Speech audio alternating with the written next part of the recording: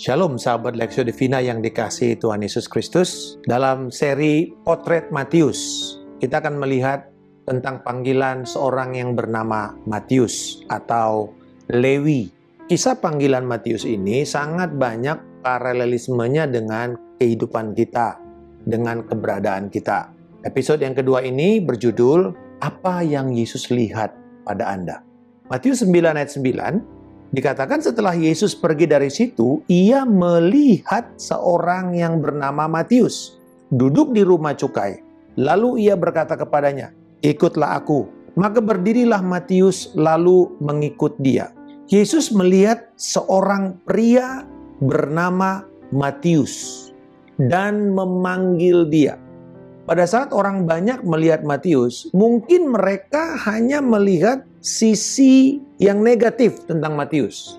Atau sisi yang paling jelas lah tentang dia. Apa itu? Pemungut cukai, orang berdosa, pengkhianat bangsa, pengisap darah rakyat. Dan sebenarnya ini sah-sah saja. Karena itulah cara pandang orang terhadap seseorang atau orang lain. Dan sebenarnya kecenderungan kita pun sama ya. Kecenderungan manusia berdosa adalah melihat seseorang dari apa yang orang tersebut lakukan atau yang dia telah lakukan.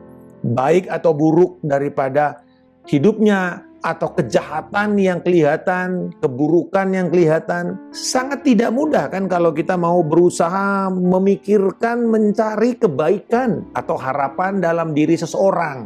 Kalau saya minta saat ini kepada para sahabat, tuliskan 10 hal yang baik yang paling berkesan tentang pasangan Anda, tentang anak Anda, tentang teman Anda, tentang pimpinan Anda. Mungkin akan sangat sulit untuk kita menuliskan karena kita mesti merekoleksi banyak daripada memori kita. Tetapi kalau bilang tuliskan 10 hal yang jahat atau yang buruk, yang mengesalkan tentang pasangan Anda atau orang lain, mungkin dengan cepat kita akan melakukan.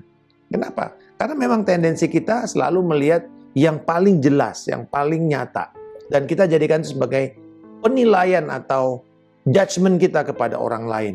Tetapi ketika Yesus melihat Matius, apa yang Yesus lihat dari Matius? Yesus melihat semua kejahatan Matius yang ada dalam hidupnya. Betul, dia tahu bahwa Matius orang berdosa. Tetapi Yesus memanggil dia. Yesus melihat Matius menerima panggilannya, panggilan yang suci untuk menjadi penulis Injil, untuk menjadi rasulnya dia. Yesus sudah melihat itu. Di mana mungkin Matius, saya katakan, mungkin tidak berani untuk berpikir sedetik pun atau seberkas pun tentang hal tersebut. Mana ada, jauhlah di mata dia. Mungkin seperti teman-teman saat ini pernah berpikir mau jadi pendeta, jauhlah, ngapain gue jadi pendeta? Itu terjadi pada saya. Tidak pernah ada pikiran dalam hidup saya jadi pendeta. Tetapi saya berdoa satu kali dan saya berdoa dan Tuhan menyatakan kepada saya bahwa keinginan itu pun saya sudah lihat di dalam hidup kamu. Saya sudah lihat kamu ketika diselamatkan, kamu akan menerima panggilan yang kudus ini. Saya tidak pernah tahu itu. Hal yang sama dengan Matius. Jadi Yesus melihat panggilan daripada Matius. Yesus melihat semua yang ingin dia lakukan dalam hidup Matius. Ya, baik itu karakternya, kepribadiannya, kebenaran yang akan dia dapatkan tentang siapa itu Yesus sebagai Mesias, Raja, dan hikmatnya dalam menuliskan Injil tersebut. Jadi Yesus sudah lihat. Yesus juga telah melihat Matius sebagai umat pilihan. Di dalam 1 Petrus 2 ayat 9-10 bahwa kamu adalah bangsa yang terpilih, imamat yang rajani, bangsa yang kudus, umat kepunyaan Tuhan.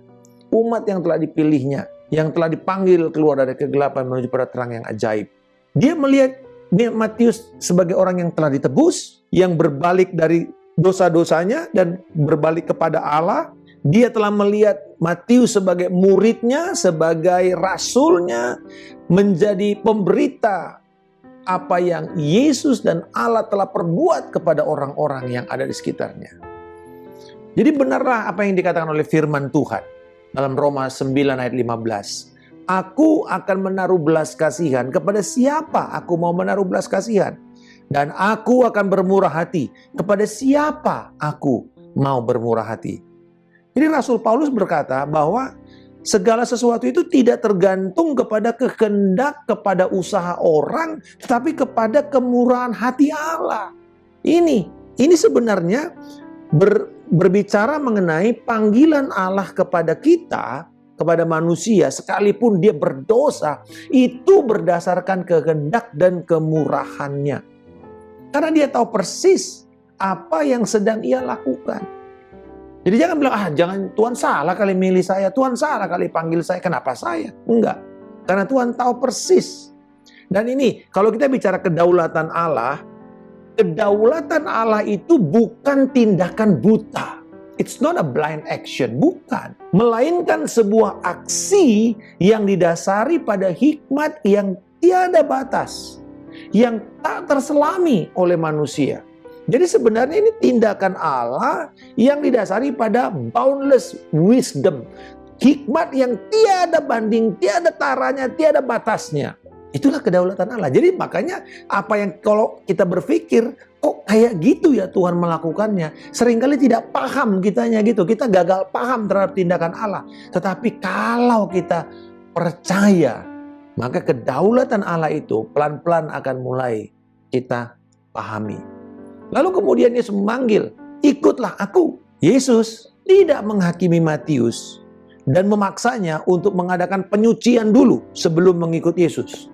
Karena pada waktu itu kelompok-kelompok yang mau melakukan sebuah konversi, pertobatan dari orang-orang yang bukan Yahudi ke Yahudi, mereka mesti melakukan proses. Lalu kemudian orang-orang yang mungkin berpikiran Yunani, Gnostisme, mereka lalu ada proses penyucian setiap hari, seperti kayak karantina, seperti kayak proses kamu belum masuk ke dalam agama ini, kamu mesti belajar dulu. Dan sekarang kadang-kadang kita salah dan masuk kepada konsep yang sama.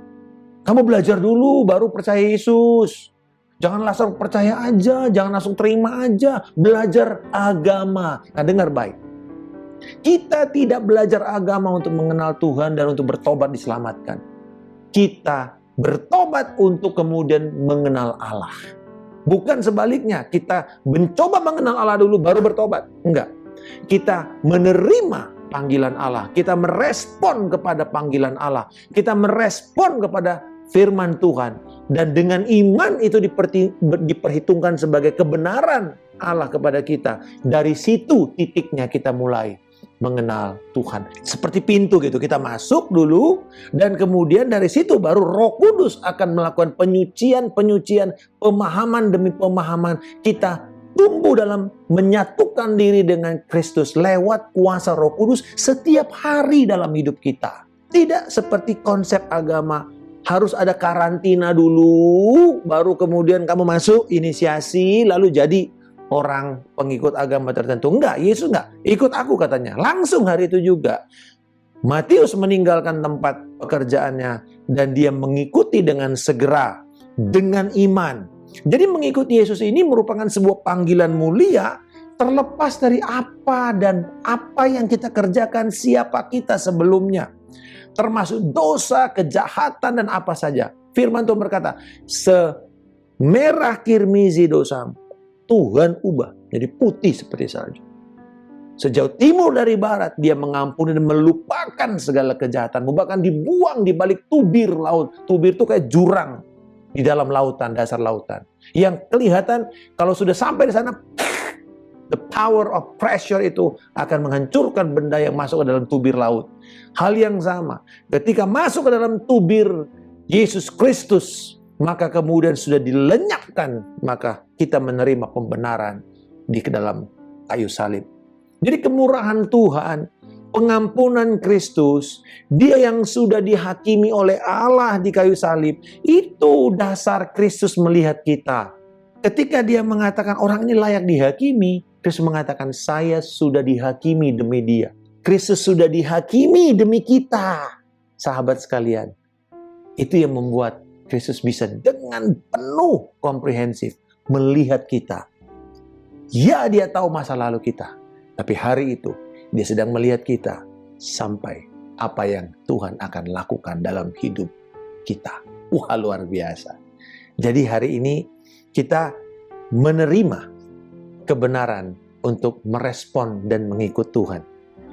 Jadi ketika kita mengalami pembenaran di dalam iman, kita tahu sekejap kita sudah menerima Tuhan, kita menerima kebenaran yang berlandaskan atas Kristus. Hari ini kita belajar, walaupun kita melihat kejahatan dari seseorang, walaupun kita melihat hal yang mengecewakan dari mereka, tetapi marilah kita minta tolong Tuhan mengajarkan kita melihat seperti Dia melihat mereka.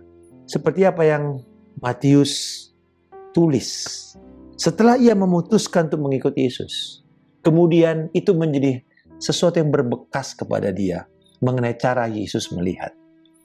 Ia mencatat bagaimana cara Yesus melihat dan apa yang Yesus lihat.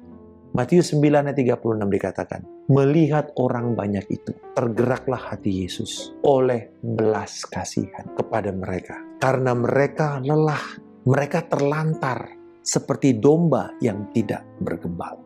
Ini nggak jauh dari peristiwa pemanggilan Matius. Pada waktu Matius lihat Yesus, dia lihat Yesus melihat orang banyak. Kali ini dia tidak melihat lagi cuma Matius, tapi dia melihat orang banyak. Dan dia mengatakan, mereka lelah, mereka terlantar, mereka seperti orang yang tidak punya tujuan, tidak tahu, perlindungan tidak ada karena domba tak bergembala, artinya domba yang bisa kapan saja dihajar oleh musuh. Tidak ada perlindungan, tidak ada pemeliharaan, tidak ada jaminan bahwa mereka akan mendapatkan penyediaan. Hanya gembala yang bisa memikirkan nasib dombanya. Dan Yesus mengatakan, mereka itu seperti itu. Itu sebabnya lalu dia berdoa dan mengatakan, mintalah kepada Bapa yang punya tuaian supaya dia mengirimkan para pengerja-pengerjanya untuk tuaian ini. Lalu setelah itu dia mengatakan, inilah pilihan Yesus ke-12 rasul, termasuk di situ Matius, si pemungut cukai. Sahabat Lexio Divina yang dikasihi Tuhan Yesus Kristus, saya berdoa agar kita melatih diri kita melihat seperti Yesus melihat orang, penuh dengan belas kasihan. Makin kita lihat kejahatannya, makin kita nangis di hadapan Tuhan. Kesian banget dia. Kalau dia berjalan seperti ini, dia akan binasa. Lalu dari situlah kita merespon. Karena kita yang sudah diselamatkan, dipanggil untuk memberitakan keselamatan itu kepada orang yang belum mengenal Tuhan. Biarkanlah lewat bibir mulut kita, Tuhan menyatakan kepada mereka, berilah dirimu diselamatkan dari angkatan yang jahat ini. Dan memberikan kepada mereka pendamaian Tuhan, supaya kemudian mereka bisa mendapatkan jaminan hidup yang kekal sekarang sampai kepada kekekalan. Bapa di surga, terima kasih. Engkau tidak melihat hanya sisi negatif kami. Tuhan, Engkau melihat kami sepenuhnya. Kegagalan, kegelapan, kejahatan, tapi juga pertobatan, ketaatan, kasih karunia, karunia dan talenta-talenta, bahkan panggilan serta akhir masa depan kami yang kilang gemilang di dalam Engkau. Tuhan, terima kasih. Biarkan melalui ini kami tidak lagi hanya terus hidup dengan penghakiman kepada orang lain. Biarlah kami punya belas kasihan. Dan dari situ kami tergerak untuk memberitakan, mengambil tindakan untuk membawa keselamatan. Di dalam nama Tuhan Yesus Kristus kami berdoa. Haleluya. Amin. Salam kemenangan. Saya Pendeta Markus Simanjuntak.